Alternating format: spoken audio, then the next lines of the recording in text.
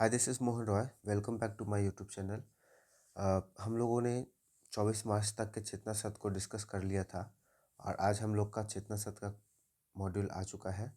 तो आज हम लोग इसे डिस्कस करेंगे। ये देख सकते हैं आप यहाँ पर डेट 25 मार्च 2026 आ गया है। तो आज के दिन में खास क्या है, चलिए हम लोग सबसे पहले इसे देखते हैं।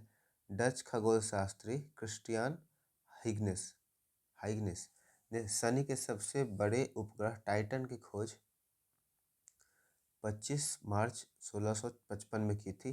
उन्होंने अपने द्वारा विकसित शक्तिशाली दूरबीन का उपयोग करके इस उपग्रह का पता लगाया था। यह शनि का खोजा गया पहला उपग्रह था। ठीक है, तो शनि का उपग्रह का नाम क्या है? टाइटन। और सबसे पहला जो उपग्रह है उसे किसने खोजा? आपके लिए एक फ़र्क है, आप याद कर खोज करके लाएंगे कि जो हम लोग का सोलर सिस्टम है उसमें सबसे ज़्यादा प्लैनेट किसके पास है और उसका नंबर कितना है। ठीक है, नॉर्मन अर्नेस्ट बॉरलॉग का जन्म 25 मार्च 1914 को अमेरिका में हुआ था। वे अमेरिकी कृषि विज्ञानी थे। उन्होंने हरित क्रांति का खोज किया था। ठीक है, जिस वजह से उन्हें हरित क्रांति का पिता के भी नाम से हम लोग जानते हैं। उन्हें कृषि क्षेत्र में इस असाधारण क्रांति के लिए 1970 में नोबेल शांति पुरस्कार भी मिला। उन्हें भारत का दूसरा सर्वोच्च नागरिक सम्मान पद्म विभूषण भी मिला था। डॉक्टर वसंत रणछोड़ गोवारिकर 25 मार्च 1933 को पुणे में पैदा हुए थे। वे भारतीय वैज्ञानिक थे। उन्हें भारत सरकार द्वारा विज्ञान एवं अभियांत्रिकी के क्षेत्र में योगदान हेतु पद्मश्री और पद्म भूषण से सम्मानित किया गया था। उनके उल्लेखनीय योगदान में से एक मानसून की सटीक भविष्यवाणी के लिए पहले स्वदेशी मौसम पूर्वानुमान मॉडल का विकास करना है। आज का विचार देखेंगे। सादगी में ही सुंदरता है। उसका कल्पना वास्तविकता की ओर पहला कदम है। बहुत ही अच्छा, वॉल्ट डिज्नी द्वारा दिया गया है। सामान्य ज्ञान का अगर बात करें 1 to 5 का, तो है महाबोधि मंदिर बिहार के किस जिले में स्थित है? तो गया जी। गया का नाम बदल करके गया जी कर दिया गया है। एफिल टावर किस शहर में अवस्थित है? पेरिस। ये रिपीटेड क्वेश्चन है। शिक्षा का अधिकार किस वर्ष में लागू हुआ? 2010 में। ठीक है, कानून बनाया गया था 2009 में और लागू किया गया 2010 में। अब आरटी के अकॉर्डिंग, ठीक है, क्लास 1 से लेकर के 8 तक, मतलब 6 साल से 14 ईयर्स तक बच्चे को फ्री एंड कंपलसरी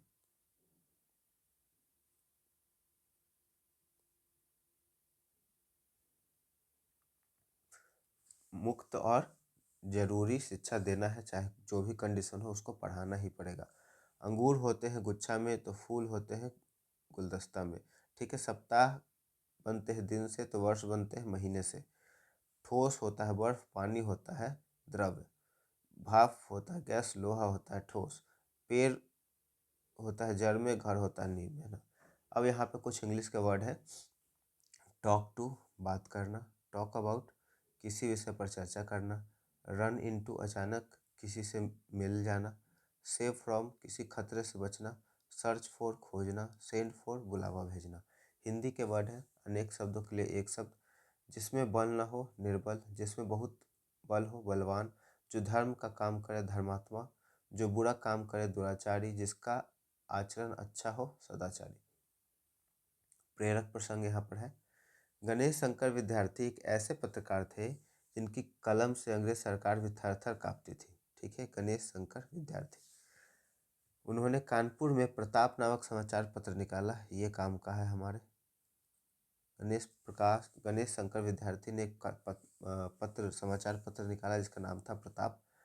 उस समय के बड़े बड़े क्रांतिकारी, यहाँ तक कि भगत सिंह भी अपनी पहचान छिपाकर प्रताप के दफ्तर में काम करते थे और विद्यार्थी जिसे प्रेरणा लेते थे। एक बार अंग्रेज अधिकारी ने उन्हें भारी जुर्माना भरने या जेल जाने की चेतावनी दी, लेकिन उन्होंने झुकने से मना कर दिया। उन्होंने कहा, मेरी कलम बिकाऊ नहीं है, यह केवल देश की आज़ादी और गरीबों की आवाज़ के लिए चली गई। वे कई बार जेल गए, लेकिन हर बार और अधिक मजबूती के साथ बाहर आए। विद्यार्थी के जीवन का सबसे महान और अंतिम घटना 25 मार्च 1931 की है। कानपुर में भीषण सांप्रदायिक दंगे उठे। लोग एक दूसरे के खून के प्यासे हो रहे थे। ऐसे समय में जब बड़े बड़े नेता अपने घरों में दुबके थे, यह कलम का सिपाही निहत्था सड़कों पर उतरा। देखिए यहाँ पे एक और है, कलम का सिपाही के नाम से किसे जाना जाता है? तो गणेश शंकर विद्यार्थी।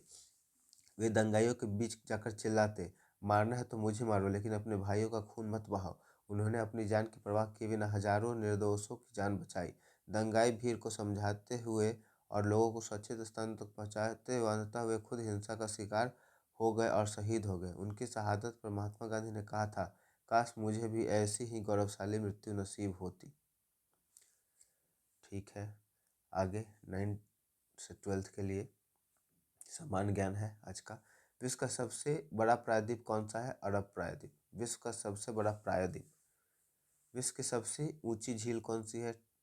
टिटिकाका झील, पेरू और बोलिविया की सीमा पर। ग्रैंड बैंक किसके लिए प्रसिद्ध है? मछली पकड़ने के लिए।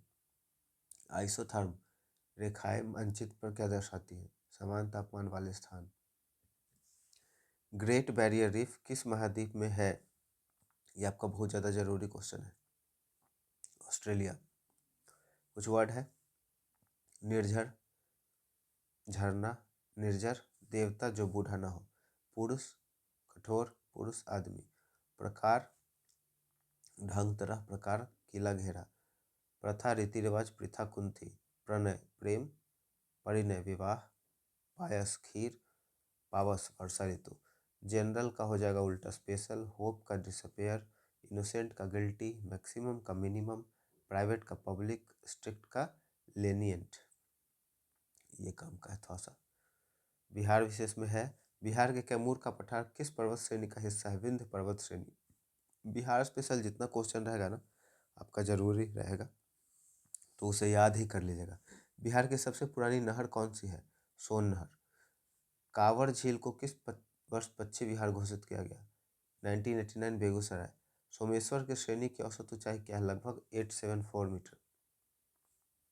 अब यहाँ पे कुछ रीजनिंग के क्वेश्चन है। किताबों के ढेर में गणित की किताब ऊपर से 6ठी की ओर और नीचे से 22वीं की ओर है, बताइए कुल कितनी किताबें हैं? ठीक है, 22, 6, 28, 28 में से एक घटा देंगे क्योंकि उस किताब का भी बात करेंगे तो वो 27 हो जाएगा। ठीक है, बाकी दो आप कर लीजिएगा। उसके बाद यहाँ पर देखिए आज का विचार है, राजनीति में हिस्सा न लेने की सजा यह है कि आप पर अयोग्य लोग शासन करते हैं। बहुत ही बढ़िया बात है ये। उसके बाद यहाँ पे समसामयिकी है, ईरान के नए सर्वोच्च नेता के रूप में किसे चुना गया है? अयातुल्ला मुज्तबा खामनेई, ये खामनेई के बेटे हैं। होर्मुज जलडमरू मध्य दुनिया के कुल तेल व्यापार का लगभग कितना प्रतिशत हिस्सा संभालता है? लगभग 20%। इजराइल ने हाल ही में ईरान के किस प्रमुख परमाणु संवर्धन स्थल पर हमला किया?